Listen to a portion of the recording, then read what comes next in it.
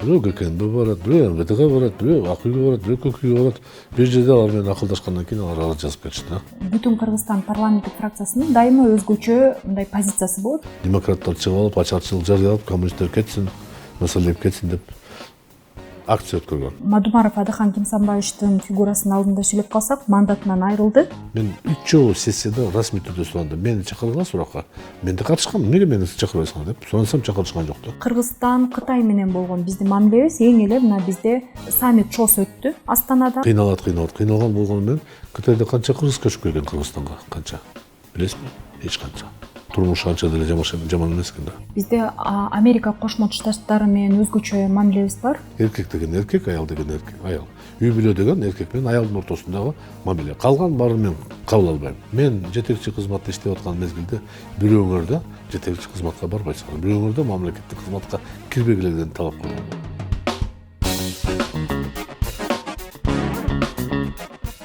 Саламатсыздарбы, урматтуу көрүүчүлөр, сиздер менен эксклюзив подкасты жана мен анын алып баруучусу Таттыбүбү Эргешбаева юрист. Бүгүн биз сиздер менен жеке жашоо, андан сырткары саясий көз караштар боюнча урматтуу белгилүү Масалиев Искак Абсаматович менен бирге эфирде болобуз. Жана билесиздер, Искак Абсаматовичтин биографиясы бул 5 чакырылыштын депутаты болот, жогорку кеңештин бүтүн Кыргызстан парламенттик фракциясынын лидери болот. Жана андан сырткары Кыргыз Республикасынын эмгек сиңирген юристи. Саламатсызбы, Искак Абсаматович? Чоң рахмат биздин студияга келип бергениңизге.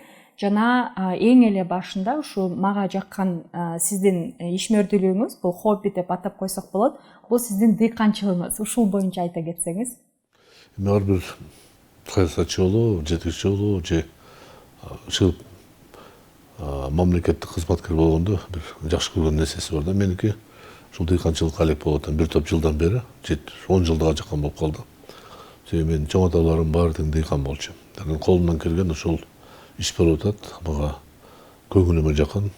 Анан ушул дыйканчылыктын жыйынтыгы өстүргөн, эгип, өстүрүп, бышыртып жыйнаган алма менен же шабдалы менен же кокон гиляс менен же өстүргөн балык менен бирөөгө бөлүшүп, ал жеп сени мактаса, анан өтөр нерсе жок экен да. Тилекке каршы ал бир аз каражаттан деле жардам берет, бирок негизи, эң негизги максат бул абдан шаарда иштегенден кийин ал жака барып ичине жер менен алек болгондо көптөгөн да нерв козголгон, нервти жокко чыгарат.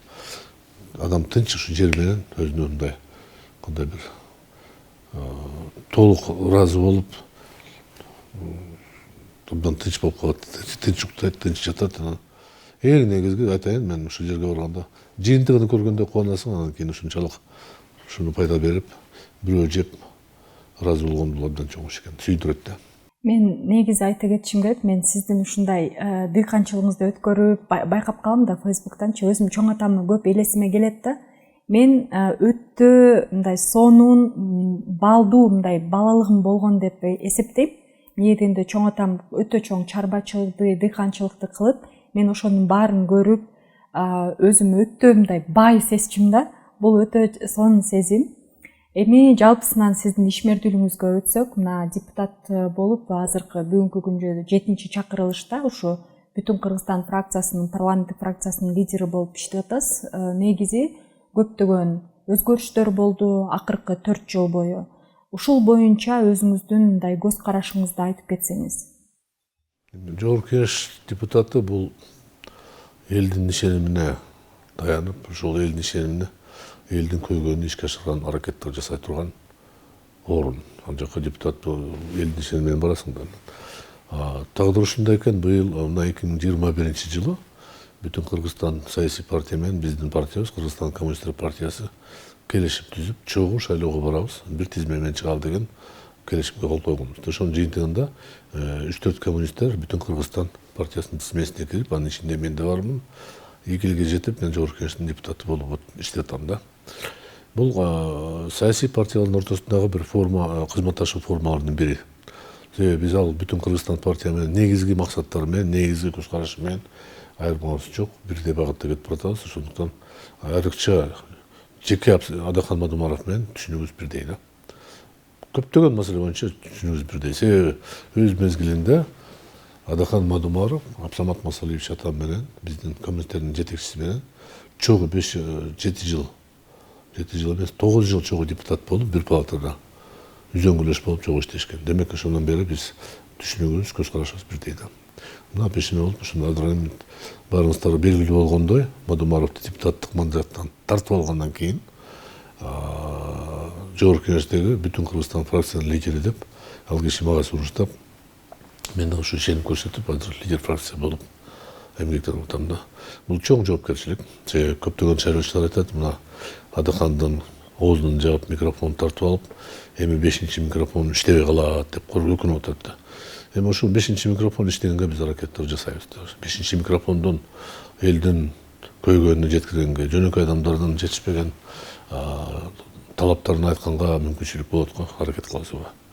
Канчалык ийгиликтүү, канчалык толук аны биз баа бере албайбыз, аны кийинки шайлоодо же шайлоочулар баа берет да. Ысқақ Абсаматович, ушул бизге баарыбызга белгилүү, негизи Адахан Кемсабаевичтин ошо мандаты алына элек учурунда кылмыш иши ачылды. Кылмыш иши ачыла электин алдында билесиздер, Адахан Кемсабаевич ошо Конституциялык сотко кайрылган болчу. Конституциянын 44-беренеси боюнча ошо пенсиялардын минималдуу төлөмдөрү боюнча.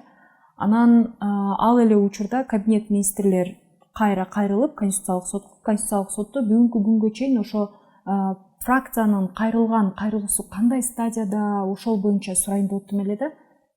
Эми ал маселе боюнча Конституция туура жазылган. Жанагы пенсия кошумча төлөмдөр баардыгы прожиточный минимумдан төмөн болбош керек деген талап так жазылып турат да. Ал Адахан Кемсабаевич бир топ жолу көрсөткөн, жана өкмөттүн башчысы Жапаров Акылбекке бир топ жолу айткан, эсиңизде бар болсо эмне кылайын, өлүп калайынбы аткара албасак деп. Мына быйыл ошол көрсөткүчкө жетебиз деген, пособие көтөрөбүз деген чечим чыккан жакында. По-моему, октябрдан баштап ошо өткөрөбүз деген аракет болуп атат. Ал эми Конституциялык суд бул эми саясий инструмент болуп калды. Ал эч качан иштеп жаткан президентке каршы чечим чыгарган эмес. Азыркы курамы айырмасы жок экен, ошондой эле экен да. Кандай президент же командасы айткан, ошону аткарат. Мен ал жерде алданган жерим жок, ал соттордон адилеттүүлүк беш керек да. Тилекке каршы бул абдан чоң маселе. Биз соттун көз карандысыздыгына жете албай атабыз да. Ошондон бул жерде сот ар кандай шылтоо менен менимче карабайт аны. Же ага чейин өкмөт өздөрү кайрылып туруп, ушул көрсөткүчтөн төмөн болуп калыптыр, кандай кылабыз дегенде алдында түшүндүрмө бергенде. Эми Конституция жазган талап ал аракет болуш керек, ошо жетиш керек деп атат. Ал алдыбызга коюлган максат деп атат. Дагы туура эмес түшүнүк, ал максат эмес, ал милдет деген сөз бар да. Конституция жазылган нерсе бул баарына тийиштүү милдет. Жазылдыбы? Прожиточный көрсөткүчтөн төмөн болбош керек. Аткара албайсыңбы? Кызматыңдан кет. Бирок бүгүнкү күндө кабинет министрлер ал чечимди ишке киргизишиптир. Аткарабыз болчу. Пока ага жетпей. Аткаруусу жетишили болбосо. Көрөбүз. Эми аракет болуп атат, ошого жеткиребиз деп атып, булар эсеп кысабыз бар, каражатыбыз бар деп атат. Көрөлүчү анда. Эгер ишке ашса жакшы иш болот. Бирок 4 жыл өтүп кетти да. Ал мыйзам кабыл алгандан бери 3 жыл өтүп кетти. 2023 жылдын январында ишке кирет деген норма бар Конституцияда. Январда кириш керек болчу бул норма деп. Аны январдан баштап Адахан сураган. Анда дагы бир суроо, ушу Мадумаров Адахан Кемсабаевичтин фигурасын алдында сүйлөп калсак, мандатынан айрылды. Ошо негизи канчалык мыйзамдык негиздеме бул нерсеге бар болчу? Эч кандай. Жогорку Кеңештин биринчи комиссиясы Мадумаровго макулдук бергиле деген талап кылганда прокуратура. Биз чечимде так дана жазылганбыз. Аталган чыккынчылык берене боюнча козголгон иштин эч кандай негизи жок. Ошол себепке байланыштуу биз баш тартабыз деп макулдук берген жокпуз да. Кийинки сапар кайра эле ушул мыйзамды ушул беренени кошуп, анан дагы бирөөнүн акча алды деп кошуп туруп бизге жиберген да. Ошондо Жогорку Кеңеш бирөөнүн буйругун аткарып туруп, мын чыкпай макулдукту берип койгон да. Талашпай эле. Биз айтканбыз, мурунку чечимде болбойт деп. Мына жыйынтыгында сот чыккынчылык беренесин колдоно албайган жок, себеби эч кандай негизи жок. Андан кийин баягы милдетинен аша чапты деп, превышение власти ушул менен күнөөлүү деп таап, бирок мөөнөтү өтүп кеткенге байланыштуу Чара Колдонбаев деген уникалдуу бул тарыхта болбогон чечимди кабыл алды. Бул мыйзамсыз. Башынан аягына чейин бул саясий куугунтук. Ошондуктан Эртең болобу, бүрсүн болобу, 1 жылдан кийин, 5 жылдан кийин бул таптакыр иши жокко чыгат. Бул жерде мен алданбайм, бул жерде мен ишенем, алакка чыгат.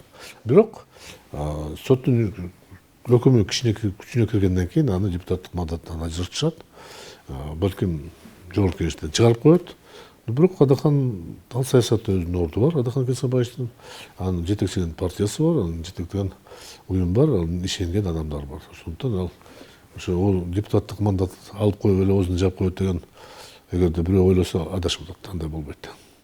Негизи ушул жогорку кеңеште бүтүн Кыргызстан парламенттик фракциясынын дайыма өзгөчө мындай позициясы болот. Кээ бир учурларда нейтралдуулукту кармасып, кээ бир учурларда өзгөчө позициялар менен көп кайрылып каласыздар да.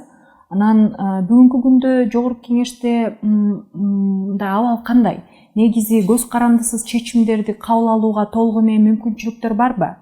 Жок, мен айтып атам. Жок, мына акыркы сессиянын акыркы күнү биз административдик территориалдык реформаны мыйзамдарды кабыл алдык да. Бул абдан чоң мыйзам. Бул айылдык округтарды, аймактарды бейиктирүү, айылдык кеңештерди таратуу, алардын ордуна шайлоо дайындоо. Бул мамлекетке абдан түптөй турган мыйзамдардын бири да. Ошондой биздин кесиптештерибиз келгиле суроолорду бербейбиз. Талкуу кылбай туруп 3 окууда кабыл ал деп өткөрүп коюшту.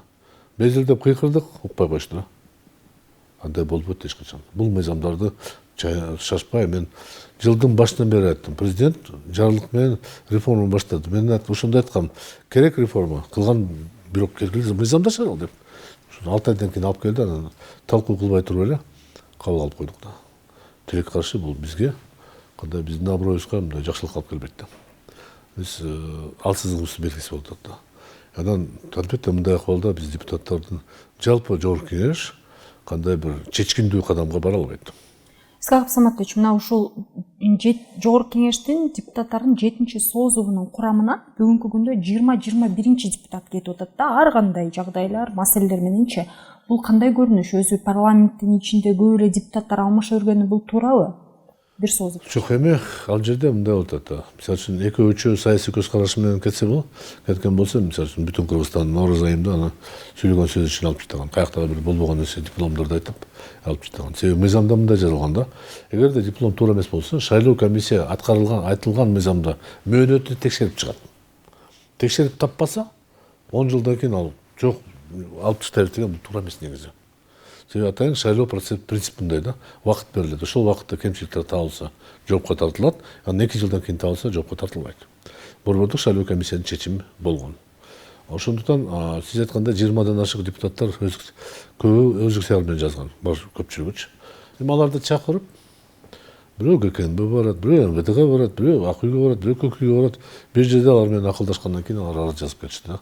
Мен бизнеске барайын, мен башка ишке өтөйүн деп өз ыктыяры менен жазган. Ошондуктан мен айта албайм алар эмне себептен. Бирок алар менен сүйлөшүү жүргүзгөн, мен аны билем да. Демек аларга кандай бир себеп менен же алардын кыйшыктарын таап туруп же дагы бир себепке байланыштуу мен аны баа бере албайм. Себеби алар бирөө да арыз менен мени коргогула деп кайрылган эмес да. Эгерде сен депутат болсоң, сага мыйзамсыз чара колдонсо, сен жогорку кеңешке кел, борбордук трибунага чыккын, айткын. Мен кетпеймин, тапшырбайм мандатты. Мен ишенген адамдын ишендерини жокко чыгарбайм. Ошондо сен депутат болсуң. А эгерде сени 20 000 адам шайласа, эртең чыгып кетсең кандай болот анда? Же сен кылган ишиңде кемчилик бар, же сен өзүңдү коргой албагандан кийин элиңди кантип коргойсуң да. Бул өкүнүчтүү, бирок ар бир адамдын өздүк ыктыяры болгон да. Исхак Саматович, негизи биз сиз менен ошол конституциялык референдум же болбосо саясий стабилдүүлүк учурунда дагы жакшы бирге иштешип, бир позицияда болуп көп жерлерде чыгып калдык. Мына ошол учурдан бери мына биз айта кетебиз, айтканбыз, ушу өтө күчтүү президенттик конституция кабыл алынса, анда сот системасы жабыркап калат. Экинчиден, жалпысынан мындай бийлик институттарынын ортосундагы тең салмактуулук жок болуп калат деп. Бүгүн ошол нерсе практика жүзүндө болуп атабы? Эмнеден көрүнөт? Тилекке каршы өкүнүчтүү ишке ашты ошол нерсе, коркунучтар ишке ашты да. Бизде супер президенттик башкаруу, эч кимге баш ийбей турган, эч кимдин алдына жооп бербей турган президенттик бийлик бар. Эч кимге баш ийбей турган өкмөт болуп калды. Ал эми баарына баш ий турган, баарынан корко турган жогорку кеңеш болуп калды да. Анан анча-мынча кишилерден корккон баягы жетелемей сот болуп калды да. Кандай кылсак да бизде бул бир гана азыркы бийликке тийиштүү эмес. Кандай реформа кылсак да жыйынтыгы бирдей болуп атат да. Баягы Черномырдин айткандай хотели как лучше дейт, а получилось как всегда дегенде биздики ушундай болуп атат да. Канчалык бир мандаттуу болобу, партиялык тизме болобу, көз карандысыз болобу, шайлоо болсо да депутаттар келгенден кийин шептеп президентти жүгүрө баштайт да. Бул туура эмес да. Мен дайыма чакырам, биз президентке каршы иштебешибиз керек. Биз өзүбүздүн укугубузду пайдаланып, өзүбүзгө тийиштүү укуктарды ишке ашырышыбыз керек да. Искак Исламатович, ушу Кыргыз Республикасынын бюджетин аныктоодо, андан сырткары аткарылган бюджеттин 1 жылдык, 3 жылдык деп аныктап мониторинг кылып кабыл алган учурда бюджеттин аткарылышы боюнча Жогорку Кеңеш өзүнүн эффективдүү механизмдерин колдонуп атабы? Жок. Колдоно албайт, себеби мына 4 жыл, 3 жыл болуп атабы депутаттыкка. Биз отчетторду кабыл алганда мамлекеттик бюджеттин аткарылышын биз мындай сын пикир менен же даже сын пикир менен кандай бир чечкиндүү сунуштарды берген жокпуз. Биз менен мындай иштейт. Эгерде сен татыктуу депутат болуп, жакшынакай урушпай турган, кнопканы баса турган депутат болсоң, анда сенин округуңда айрым мектептерге ремонт болот, айрым жолдор оңдолот, анча мынча бакчалар курулат. Анан сага мамилеси түз болот. Анан жыл сайын президент сага төшүңө белги бере, орден, медаль бере, эми ал башка. Чыгып өкмөт, аткаруу бийлик сага өзгөчө мамиле кылып туруп, анан сен жыйынтыгында сөзсүз сен элдин алдында абийириң таза болот. Мен мына бакчаны куруп бердим, мен тигини куруп бердим, мени куруп бердим. Бирок мен өкмөткө каршы сүйлөй албайм деген сөз да. Ошентип бекитип кетет. Ал эми бирөө жарым, муну туура эмес болуп калды, бул жерде кыйшык болуп калды, эмне үчүн муну келген муну дегенде эң жеңил жол бар азыр. Дежурный депутат чыга калат, айтат келге суроо жооп токтотолу. Анан төрага шарт дош берүүгө коюп коет, дош менен чечип ооздор жаап коет да болду ошол. Делимитация аныктоо маселенин негизинде Кемпирабад деген кылмыш кейси боюнча бизде 30 чактуу активисттер кармалды. Анан аларды болсо деген мына Мурдагай, Сыдыков сот мындай булар биринчи инстанциянын чечими боюнча, соттун чечими боюнча булар айыптуу эмес деп толугу менен бар эмес. акталды. 5 киши өкүмдө жок. 5 киши бар эмес да. Көпчүлүгү акталды. Ошонго сиздин көз карашыңыз кандай? Мындан ары дагы ушундай. Биринчи кабыл алганда батыр деп ойлоп калдым эле да. Анан сотторду билип туруп, сот буга өз эрдиги менен барбайт го деп кийин ойлоп көрсөм, как раз президент ошол күндөрү Европага барган окшойт да. Гутерриш, господин Гутерриш менен жолугушкан Бириккен Уттар уюмунун ошол мезгилде. Андан кийин бирок келгенден кийин президент чыдабай сүйлөп койду го. Бул соттун иши, мага койсо мен камап коем деп айтып койду. Эми азыр апелляция жалып келип тургу прокурордон. Бирок экинчи инстанция чечимди оордоштурганга укугу жок. Кайра кароого жөнөтүшү мүмкүн да. Эң уже өзгөртсө.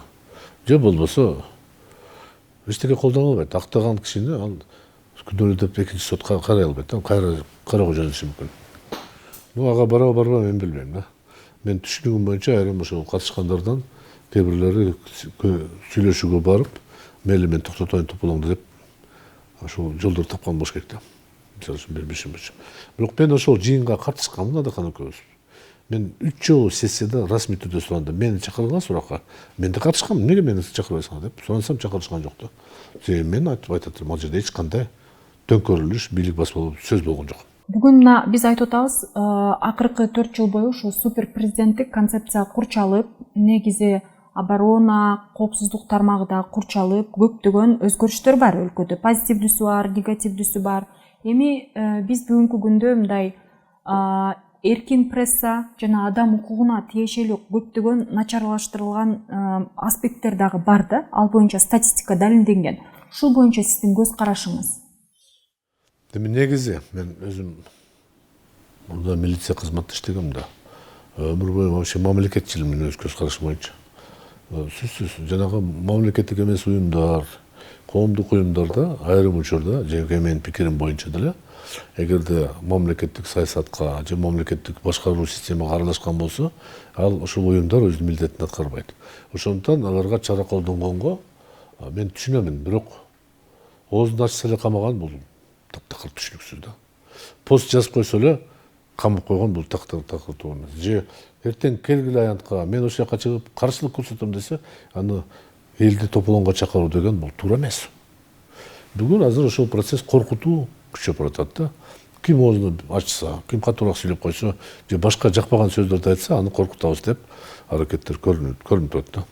Бул эме эмнегедир президенттин жанында жүргөндө же президент өзү же кимиси кечеги тарыхын өздөрү каякта болгон 10 жыл мурдан унутуп калып, бүгүн ушул жолго түшкөнү аброюна жакшылыкка алып келбейт, бул тескерисинче шек келтирет да. Анан биз эгерде коом эркин жашай билсек, айрым учурда мындай көңүл бурбаш керек да сөзгө. Сөз үчүн эч качан камалбайт адам, жоопко тартылбайт. Аракет үчүн камалыш керек, аракет үчүн жасаш керек. Мен дайыма бир мисалды айтам. Абсамат Масалиев, Кыргызстан Борбордук комитетинин Компартиянын биринчи секретары. 1990 жылы аянтта чатырлар тигип, Топчубек Тургуналиевдер демократтар чыгып алып, ачарчылык жарыялап, коммунисттер кетсин, Масалиев кетсин деп акция өткөргөн. Ошондо бир да милиционер колдорун кайрыган жок. Тескерисинче Абсамат Масалиев жумушка баратканда кирип, балдар, силер үшүгөн жоксуңарбы? Жүргүлө андан көргүлө залга киргиле, ошол жерде сүйлөшөлү деген сүйлөшпөдүлөр. Же бир киши камалды, эч ким камалган жок. Азыр болсо телефондо сүйлөшүп койсо, интернеттен айтып койсо, камалып атпайбы? Демек ким демократ болгон, ким демократ деп. Ошондон бул жерде ката кетип баратат, муну оңдош керек, токтотуш керек да. Ынтымакка чакырганда бир гана бул мактоо эмес да. Сын пикир болуш керек да. Бирок сын пикир айтканда деле баягы ачууланып, сени таж баран кылам, тигиндей кылам деп болбош керек. Айтыш керек, сен могу жерде ката кетип атасың. Сен могу мактоого ишенбегин, бул калп. Мен Соколдон бүгүн келдим, жанагы Асман деген шаарды курула турган жерди көрдүм, жымжырт, эчтеке жок, движение жок да. Балким ой жакшы, балким бирок алдын ала мактанып айтпаш керек эле. Баштап туруп, бир кадам жасагандан кийин көрүш керек да. Мен жеке пикирим ушундай. Биз азыр ынтымакка барганга али бери кеч эмес. Кийин кеч болуп калат. Чоң рахмат. Эми Исхак Абсаматович, негизи ички абалдан тышкы Кыргызстандын тышкы арена менен мамилесине өтсөк, мына эң алгачкысы көптөгөн акыркы учурда бийлик бизге өзгөчө маалыматтарды берип атат да. Мисалы ичкидин продукциясы бүгүнкү күндө ар бир адамдын башына караганда мурда $1200 ортогой болсо, азыр болсо деген $1800–2000 чейин жетип атат депчи. Ал болсо деген ошо Кытай менен импорт, реэкспорттун негизинде болгон деп, же болбосо Орусия менен биздин мамилебиз өтө чыңдалган депчи. Эми азыр эң башынан ушу Кыргызстан, Орусиянын ортосундагы болгон мамиле боюнча баштасак, сиздин оюңузду? Биздики Кыргызстан, Орусия менен биздики тарыхый байланыш бар, тарыхый бир тарыхыбыз бар. Анан келечегибизде мен ойлоп атам бир болот да. Себеби биз эркин орусча сүйлөйбүз, алар биз менен мамиле илгертен бери түзүшүп эле. Падышалык болгондон бери кыргыз элибиз байланыш болчу. Экинчиден эң негизде 1917 жылы революция болгондо ошонун жыйынтыгында кыргыз эли мамлекет катары сакталды. Андан ашчы 1922 жылы Кыргыз Республикасы автоном область түзүлүп, мамлекеттүүлүктүн пайдубалы түзүлгөн. Кече президенттин жарлыгы менен бир топ Абтан Сыдыков, Абдыкадыр Орозбеков жана башкалар Айдаралиев бар негиздөөчү аталар деген наам берди. Бул чоң мындай наам да. Бизде болгон эмес, бирок мамлекеттүүлүктү негиздеген ошол адамдар. Баары тең коммунист болчу, баары тең ошол революциянын жыйынтыгында бийликке келгенде. Кийин атуу кетти, кийин акталды. Ошондуктан Россия менен бизде башка эч кандай башка тескерисинче жол жок, бир эле багытта. Эң бүгүнкү күндө ал тандоону 1,5 миллион калкыбыз ошол жакта эмгектенип, ошол эле мен үчүн эң негизги мотив ушул болуп атат да. Мен ушул бекемдеш. Сиздин дагы көз карашыңыз ошо Орусия боюнча билебиз, Украинадагы согуштук эскалация акыркы 2 жылдан бери уланууда. Анын жыйынтыктары мисалы Орусияга санкция иретинде берилген. Мисалы батыш өлкөлөрү санкция жарыялаган, Орусияга бүгүн экономикалык аз-маз болсо дагы изоляция бар. Ал бизге түздөн түз таасирин берип калышы мүмкүн. Эмне дегенде бир экономикалык союздабыз, ЕАЭС, ОДКБ, коопсуздук тармагында. Башкачараак болуп калды. Татуу ушу санкциянын жыйынтыгында бизге эми кандайда орустарда сөз бар да, нет худа без добра дегендечи. Ошол санкция болгондо биздин экономикабызга бир аз таасир берди, жакшы жагынан. Көптөгөн товарлар Кытайдан биз аркылуу Россияга бараткан болду. Ошондон товар оборот Кытай менен 2 эсе көбөйүп кетти ушул 2 жылдын ичинде. Анан бир гана жылда, өткөн жылда 110 миң автомашина келип кетти. Быйыл эле 24 миң машина 4 айдын ичинде келип кетти. Алар бизге Кыргызстанда келет, растаможка болот, учетто турат, анан Кыргызстандан товар деп кетет аяка. Биз демек биздин мамлекетибиз ушундан таап атат да. Бул кандай десек анан бирок ошол эле учурда Батыш Европанын айрым Америка Кошмо Штаттын өкүлдөрү бизге анча мынча сын пикир айтып атат. Силер санкцияны бузуп атасыңар. Негизи санкциядан бул вообще ойго сыйбаган нерсе. Бүткүл элге 100 миллион калкка санкция киргизилет да. Ачкадан өлөсүңөрбү, эмне кыласыңар өзүңөр билесиңер деп. Саясатчы үчүн алса бул мен ойлоп атам келечекте биз баа беребиз. Андай санкция киргизген деген бүткүл орус элге, ал жерде ичинде 80-ге жакын улуттар бар. Баарына санкция киргизген бул. Алдын ала адамды кылмышкер деп таппайбыз да. Президентти кылмышкер деп айтсаң болот. Министрди айтсаң болот, депутатты, жеке адамды. Любой жеке адамды айтса болот. А бүткүл орус элди кылмышкер деп аларга эчтеке бербешибиз керек, нан бербешибиз, тиги бербешибиз деген бул согуш десек эмне деп айтабыз? Тескерисинче анан бизди деле ошого байлап атат. Силер бизди уксаңар, аларга жардам бербегиле деп бизге айтып атат. Биз мисалы бүгүнкү күндө Кыргыз Республикасы Украинада болуп аткан согуш эскалациясында нейтралдуулук позициясы бар. Биз ошону кандай мындан ары карманышыбыз керек Кыргыз Республикасы катары? Биз мындай кылып атабыз. Көз карандысыз нейтралдуу позициябыз болуп турат. Украинада баштаган өзгөчө аскер операция жүрүп атканда биздин көз карашыбыз калыстык менен аралашпайт. Нейтралитет деп коет да. Ошондо биз каалообуз, мисалы үчүн менин да пикирим ошол. Жетекчиликтин да пикири бир болуп атат. Ушул эки эл отуруп сүйлөшүп тынчтык менен бүтүрсө жакшы болмок да. Бирок менин пикирим ага кошумча, мен пикирим боюнча түзмө-түз Америка Кошмо Штаттын салымы чоң бул конфликтечи. 2014-жылы Украинада болгон революцияда элчиси ачык аянтка чыгып колдоп жүргөн да. Ал жерде антироссиялык кадамдар башталганда, күчөп кеткенде ошондо ошонун ичинде азыркы конфликттин себеп ошондон болуп атат да. Ошондуктан буга жеткирилиш керек болчу. Эми азыр деле тиреши согуш болгондон кийин аны токтотконго аракеттер толук жасаш керек. Мен түшүнүгүм боюнча, ишенишим боюнча быйыл конфликт токтотконго бир жакшы эле аракеттер болуш керек да. Бирок дүйнө өзгөрүлөт, мамлекет өзгөрүлөт. Эгерде 2 жыл мурда ушуга жеткирбей сүйлөшкөндө, анда Украина көп нерсе жоготпойт эле да. Ушул позицияңызга тиркеп мен биздин көрүүчүлөр үчүн айта кетсем, негизи эксклюзив подкаст бул өзгөчө бир саясий көз караштарды чагылдыруу боюнча канал. Ошондуктан Украинадагы болуп аткан согуштук эскалация боюнча мисалы менин оюм башкача, бирок ошонго карабастан көрүүчүлөр мындай эмоцияга берилбеңиздер. Негизи бул ушундай саясий көз караштардын бир өзгөчө майданчасы. Искак Абсаматович, кийинки маселе бул Кыргызстан, Кытай менен болгон биздин мамилебиз. Эң эле мына бизде саммит ЧОС өттү Астанада. Ошондо Бириккен Улуттар Уюмунун башчысы Гутерриш дагы келди. Анан Шанхайская организация сотрудничествонун жалпы негизинде көптөгөн ошо Кытай менен соода мамилелерибиз, андан сырткары темир жолу курулат деп эми иш-чаралар башталып атат да. Ушул боюнча сиздин көз карашыңыз кандай? Эми чын айтканда Кытай мамлекети акырындап биринчи орунга чыгып атат. Экономика башка сөз. Дүйнөдөгү окуяларга чоң таасир бере турган мамлекеттердин бири болуп калды. Биринчиси болот жакында.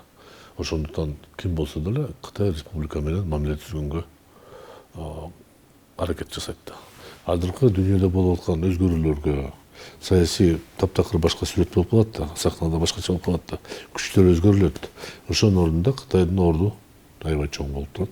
Кытай, Индия, ушундай мамлекеттер, эки чоң мамлекет чоң таасир бере турган. Ошондуктан биз эң жакынкы кошунабыз Кытайга. Бизде 1000 километрден ашык чогуу чегарабыз бар. 2 таможня пост бар. Теркистан, Төргарт бар. Анан 3-чү курулуп атат. Эгерде буюрса ошондой болсо, биз кызматташууга биз кандай деп айтсак, тарыхый түзүлүш менен милдеттүүбүз да. Мына жакшы кадамдар башталды. Темир жол курулушу реализация болуп калды. Ал Кытайдан темир жол Өзбекстан аралап, Тажикстан аралап, Өзбекстан менен Туркменияга барат да.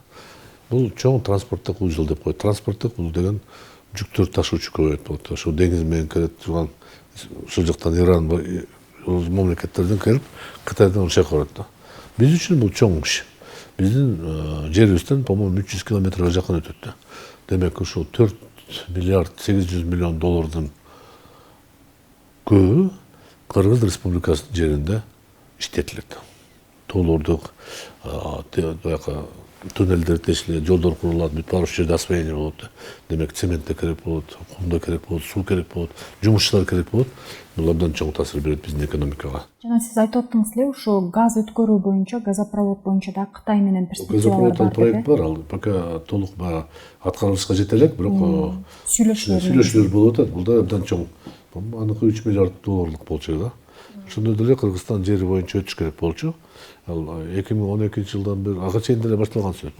Көптөн мындай проекттер тез чечилбейт да. Булар жылдап 10 жылдан кийин эсептейт. Себеби канча төлөш керек, кантип төлөш керек, кайсы объемдон төлөйт, кандай болот, шартка жараша кайсы валютада, көптөгөн маселе болот да. Анан алардын статусу кандай болот, бириккен ишкана кимдин кандай үлүшү болот, ким башкарат, ким коргойт, баары бар да. Ошондуктан мына ишке аша турган азыр темир жол боюнча мындай реалдуу плоскостьке өттү. Мына жакында президент Өзбекстан менен Кыргызстан президенттери чогуу старт беришти баштаганга. Ошо эки мамлекетке ушул долбоор Кытай менен 3 мамлекетке абдан чоң жардам берет да. Мен ойлоп атам, бул жакшы проект. Кытайдын проекттери эмнеси жакшы, булардыкы глобалдуу чоң проекттер. Анын ичинде Кыргызстан ортодо болуп турат да. Ошондуктан биз ушуну пайдаланып туура иштетсек, бизге абдан чоң жакшылык болот. Коркпош керек бул жерде. Көп улутка кыргыздар коркуп атат, Кытайлар каптап кетет. Кытайлык экспансия деген маселесинде. Биз 5 миллион кыргыз болсо, Кытайларда 1,5 миллиард болсо. Мен дайыма эске алам, Кытайда 100 миң кыргыз бар. 100 миң кыргыз 80 жылдан бери бар. Кырган жок аларды эч ким. Ассимиляция кылган жок. Тескерисинче ошол жака каражат бөлүп, юаньдардан бөлүп өнүктүрүп атат. Анан кыйналган болгону менен Кытайда канча кыргыз көчүп келген Кыргызстанга? Канча? Билесизби? Эч канча. Турмуш канча деле жаман эмес экен да. Ошондуктан бул жерде мен ойлоп атам, Кытай менен биз жакшылык иштешибиз керек. Эгерде суроо болсо, башынан беришибиз керек, айгында эмес башынан. Биз көптөгөн Кытай проект боюнча тилекке каршы биз өкүнүчтүү нерсе, биз иштеткенге жол беребиз, баштап коебуз, бүткөндө чыр чыгарабыз да. А биз ошо чырды башынан башташыбыз керек. Эгер башынан тактап алсак, мыйзамдан салык кандай болот, төлөмдөр кандай болот, ким канча алат дегенден кийин айгында проблема болбойт эле да. Рахмат. Анда кийинки маселе, мына билебиз, бизде Америка Кошмо Штаттары менен өзгөчө мамилебиз бар. Анан 2018 жылдары бизден аскер базасы чыгарылган, денонсация болуп, ошондон бери көп форматтуу келишим түзүлгөн эмес АКШ менен. Ошонго көз карашыңыз кандай бүгүнкү күндө Кыргызстан, АКШнын ортосунда? 2001-жылы ушул аскер база келгенде эле каршы болгонмун, дайыма каршы болгонмун. Ошондуктан жанагы биз денонсация болгондо мен эки кол менен макулмун. Мен башында айткам, эгерде Америка Кошмо Штаттын аскер күчү бизде жайгашса, болгондо да борбордо жайгашса, ал чоң коркунуч алып келет бизге. Бизге ушул Америка согушкан мамлекет менен биз согушкан болуп калабыз да, ошол Афганистан учурда, ушул мезгилде болчу. Анан айткам, аскерлер болгон жерде кырсыктар болот. Мына эсиңе баары унутуп калдык. Биздин жарандатып кеткен. Биздин кыздардан машина менен коюп кеткен. Алар жооп берди, жок, жооп берген жок, кетип калыштыр. Анан ал жерде аскер базасынан байлык тапкан биздин айрым аткаминерлер, алардын генералдары ошолор тапкан да. Анда АКШ менен Кыргызстандын ортосунда кандай мамилелер сакталыш керек? Биз денонсация кылган, биз базаны кетирген жокпуз. Биз денонсация кылган, ал келишим болчу. Кызматташуу көп жылга келишим. Аны жокко чыгардык. Демек бүгүн бизде Кыргызстан менен Америка Кошмо Штаттын ортосунда расмий түрдө бекитилген келишим жок. Кандай форматта болушу зарыл? Пока только присутствие элчилик бар. Ошол элчилик аркылуу, эгерде экономикалык кызыкчылык болсо, башка кызыкчылык болсо, ошол аркылуу иштесе болот. Келишим түзгөнгө негиз болуш керек да. Бизде чегара жок жалпы. Бириккен мындай кызыкчылыктарыбыз жок. Алар бизди түртүп атат, силер орустар менен дос болбогула, Кытай менен дос болбогула, биз силерге жардам беребиз деп ойлору бар, ага ишенбеш керек да. Себеби тарыхта көптөгөн учурда Америка Кошмо Штаттын жетекчилери алар биринчи кезекте жекке өзүнүн кызыкчылыгын коргойт. Бул түшүнүктүү нерсе. Бирок бийликтин негизи мааниси ушунда да, ар бир тарап өзүнүн жеке кызыкчылыгын. Мен ошого айтып атам да. Мен жеке Америка Кошмо Штаттын кызыкчылыгын коргойт. Бирок алардын бир өзгөчөлүгү бар. Алар дүйнөдө мен биринчимин, мен эң баймын, эң күчтүү менмин. Мен каалагандай болот деп айтып атышат. Алга мен моюн бербейм. Рахмат. Эми Европа биримдиги менен билесиздер, быйыл президент Садыр Жапаров Европа биримдиги менен көп тараптуу келишим түздү, көп жылдык. жана ошол жерде социалдык, экономикалык, саясий жана көптөгөн форматтар көбүнчө экология тармагында дагы коюлду. Эми ал келишим, андай келишимдер, по-моему, менимче бир топ эле бар болуш керек бизде. Бул кызматташуу деген декларативдик түрүндө жазылган, ушундай кылсак жакшы болмок деп. Анан албетте биз эми өнүккөн мамлекеттердин катарына киребиз десек, айрым жетиштиктерге биздер жеткенге аракет кылышыбыз керек. Мисалы үчүн адам укугу, башка бир.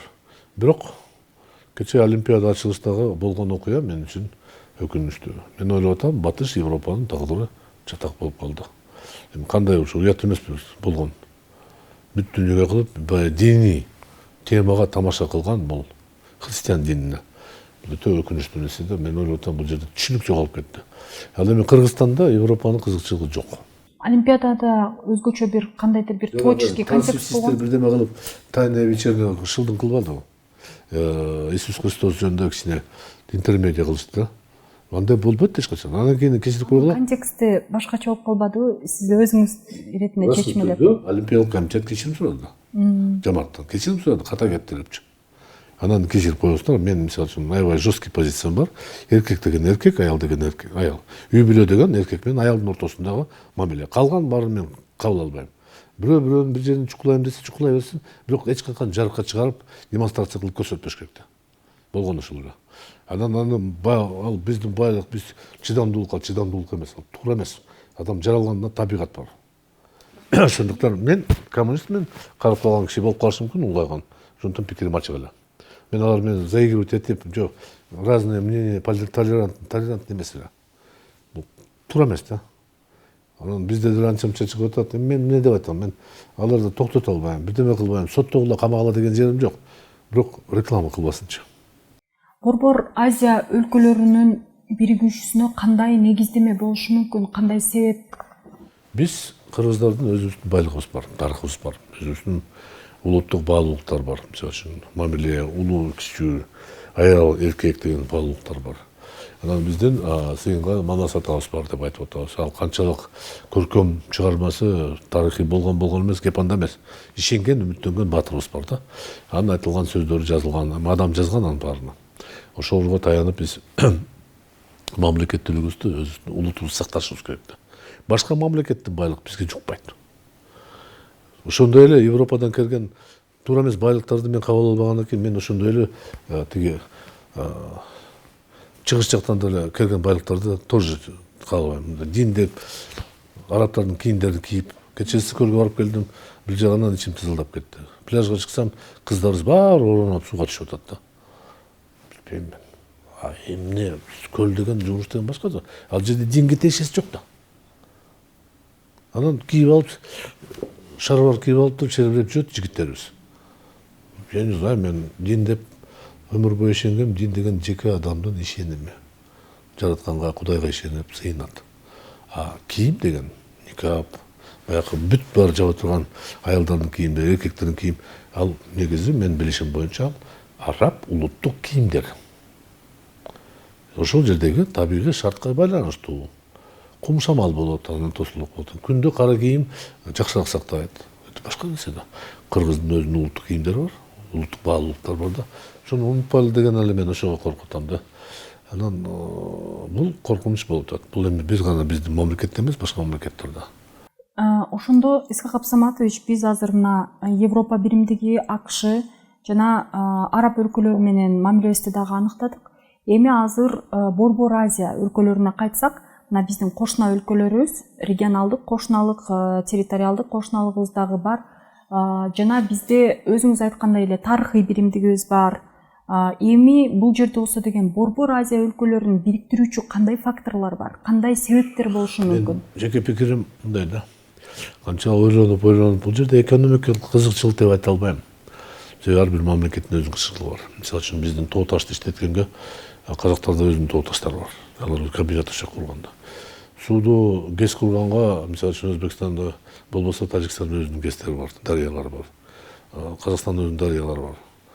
Мен ойлоп атам, бизде бүгүн жалпы бириктире турган бир багытыбыз бар, бул экология багытыбыз да. Суудун келечеги, региондогу суу бир жактан бир тоодон түшөт да. Ала тоодон түшкөн суулар, башка Тянь-Шань суулардан.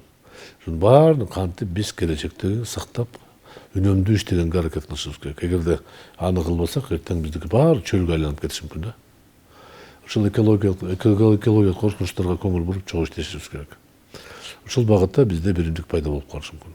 Ошондо жерди иштетүү, элибизге мындай мамиле турган бизге мүмкүнчүлүк берет. Ошол эле гидроэлектростанция курганда бул гидроресурс деп коет. Ошону туура пайдаланганга чогуу акылдашып иш кылганыбызда, менимче, ошондо көптөгөн жалпыбызга пайда алып келе турган тема болот да, багыт болот да.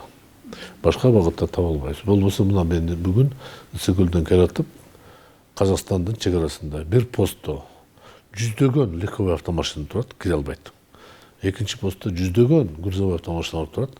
Акыры бир саатта бир машинада кирип атат. Бул эми болбосо эки өлкөнүн ортосунда чек ара болгону менен биз бир экономикалык бирикмеге киребиз. Европа, Азия экономикалык бирикме. Бизде жанагындай таможенный посттор жок. Эми ошол паспортты, шофёрдун паспортун текшерип деген бир саатка керек бекен. Жок. Эчеге эле компьютерный идентификация деген өтсө болот. Эчеге эле бармак менен же паспортты коюп туруп эле вперед до свидания деп. Жок. Кармак машинаңды текшерем, тигини текшерем деп сааттап жарым күн турушат да. Бул эми кызматташуу эмес, бул бир башкача да. Биз хотя бы ошондой маселелерди чечип алсак, кандай чечет, бул только сүйлөшүш керек да. Күнү түнү сүйлөшүш керек да. Достошуш керек, аларды чакырыш керек, биз барышыбыз керек. Ошо райондун ошо кызматтын өкүлдөрү режимин онлайн карап туруш керек да.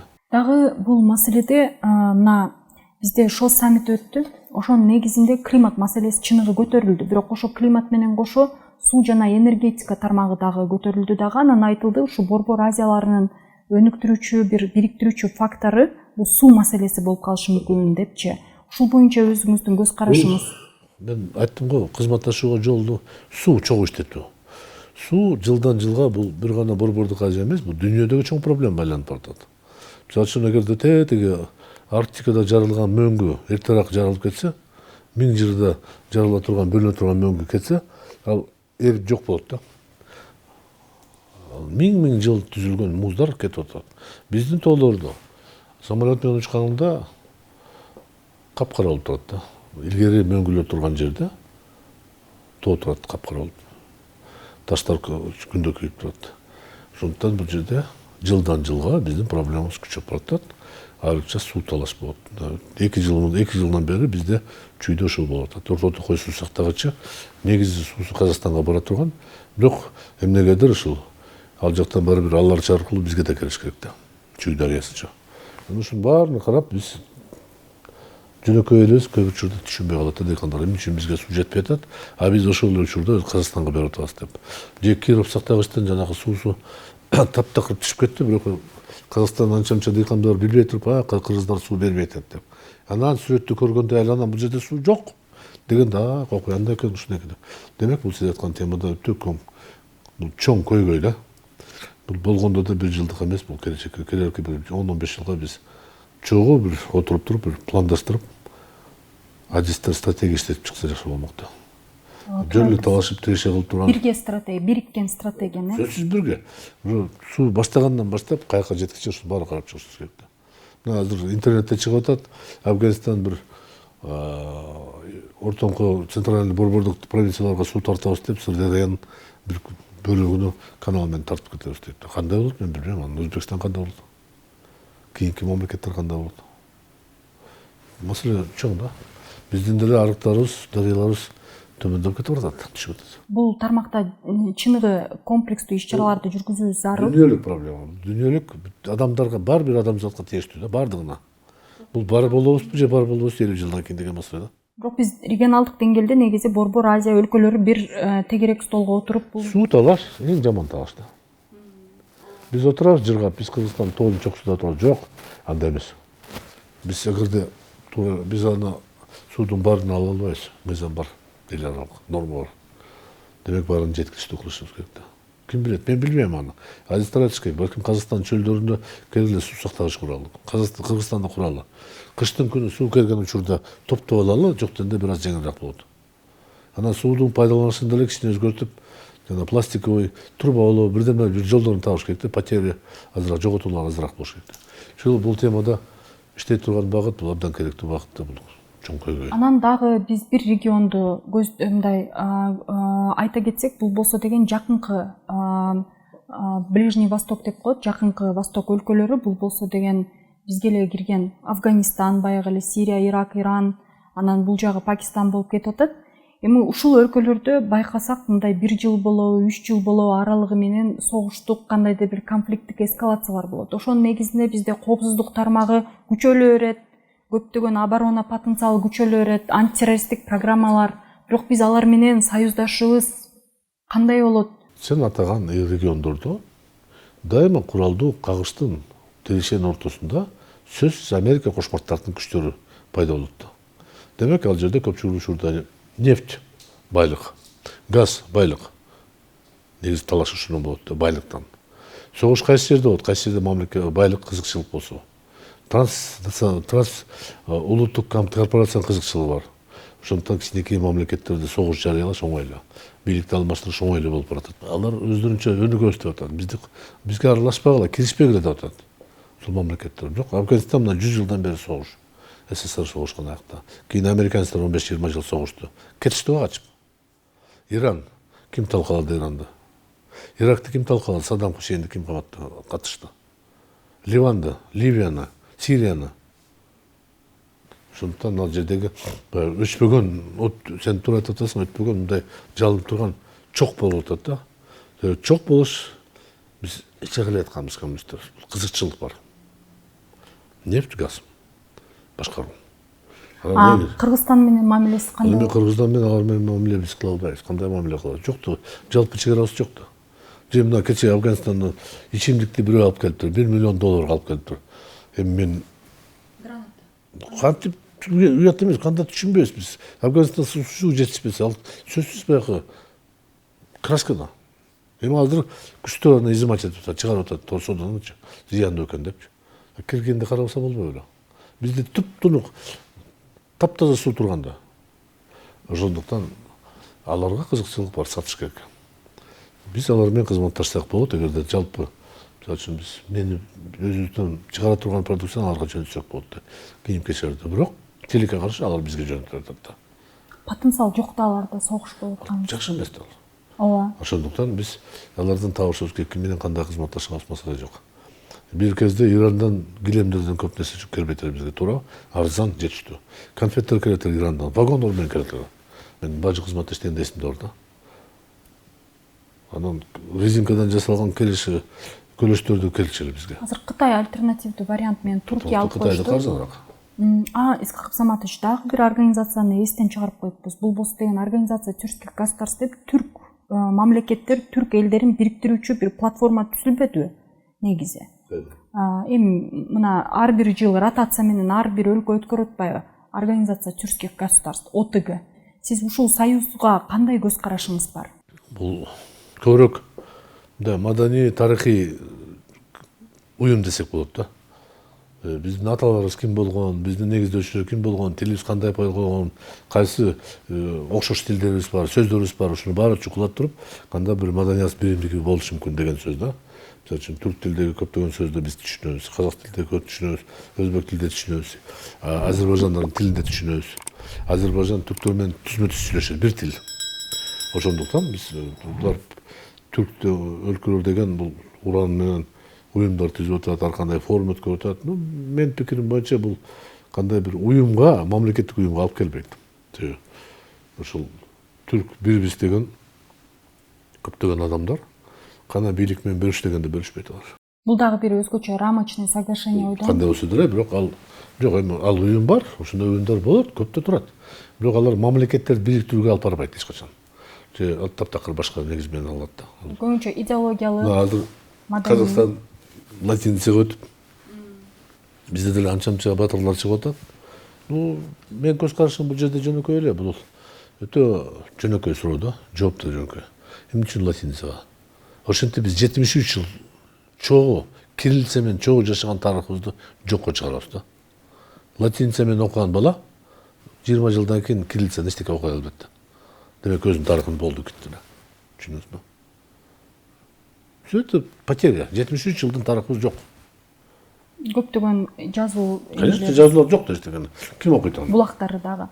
Түшүнүктүү. Эми Исхаков Саматович, мына эң негизи биз сиздин жеке жашооңуздан баштап өлкөнүн ичиндеги абалын, сизге анын көз карашыңыздын, тышкы Кыргызстандын тышкы арена менен болгон мамилесин талдадык. Сизге чоң рахмат. Эң акырында мына президент ушу 2-3 күн мурун эле жарлык чыгарыптыр. Жарлыкка карата ошо Кыргыз Республикасынын мамлекеттүүлүгүнүн түбүндөгү турган мындай Кыргызстандын мамлекетчилдери, баатырлары деп ошолорго арнаган.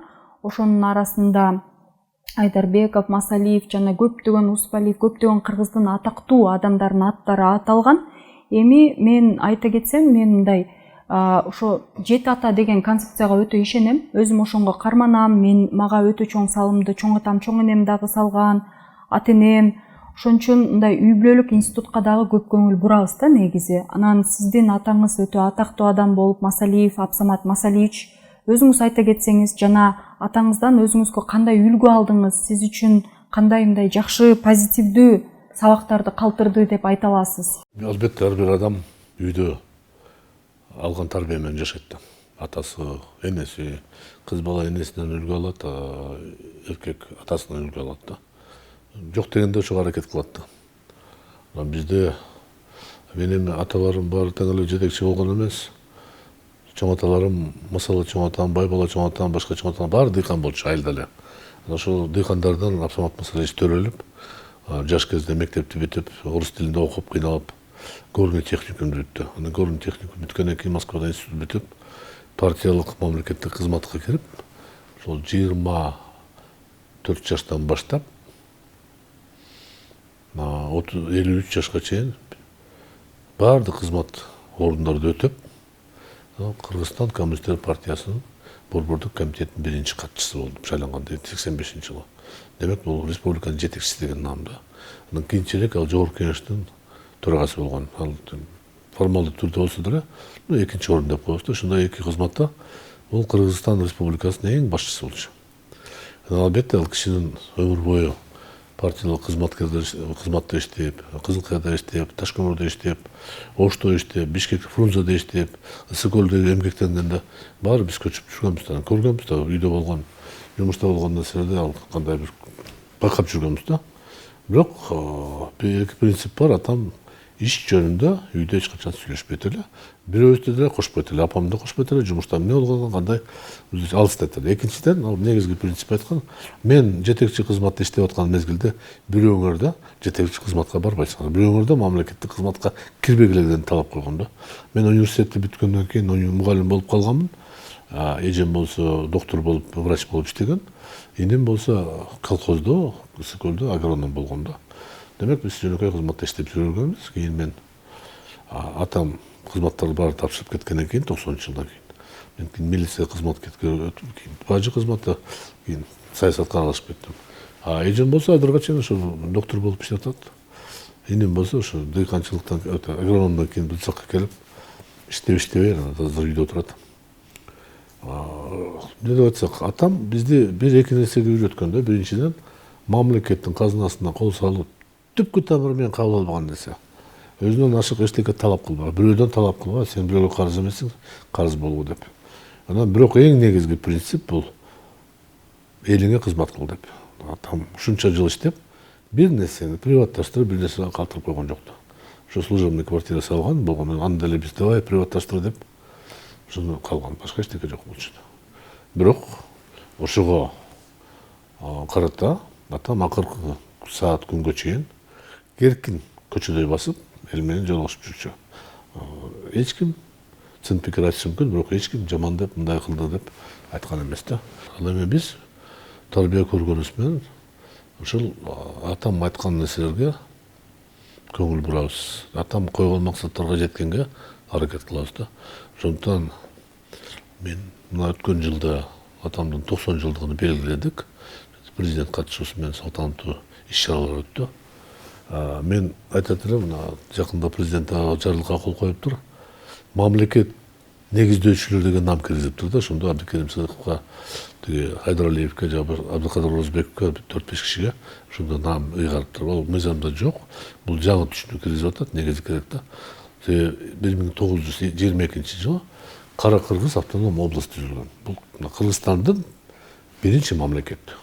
Ал жанагы алтын кыргыз хандык башка деген ал башка илгерки жомок болбоду андай айта албайбыз. Ал толук кыргыз болгонбу, жарылаш болгон айта албайбыз. Мына азыркы жерибиз мамлекетибиз ушул 22-жылы такталган жер негизинде болуп атат да. Бул жерде биз сөзсүз совет бийлигине терең ыраазычылык билдиребиз. Бул 100 жылдыкты быйыл белгилейт да. Ошондой эле ушул Коммунисттер партиясынын 100 жылдыгы болот да. Ошондуктан 73 жылда биз бир мамлекет, союздук республика болуп, кийин эгемендүү республикага болгон пайдубалын түзгөн адамдар. Ошону эч качан унутпашыбыз керек. Кандай баа берсек да беребиз, но алар биздин ата негиздөөчүлөр деген нам туура берилди да. Бүгүнүбүздө биз эгерде келечекке өнүгө турган мамлекет айланам десек, ынтымакка аракет кылышыбыз керек да. Душман издебей, дос издеш керек да.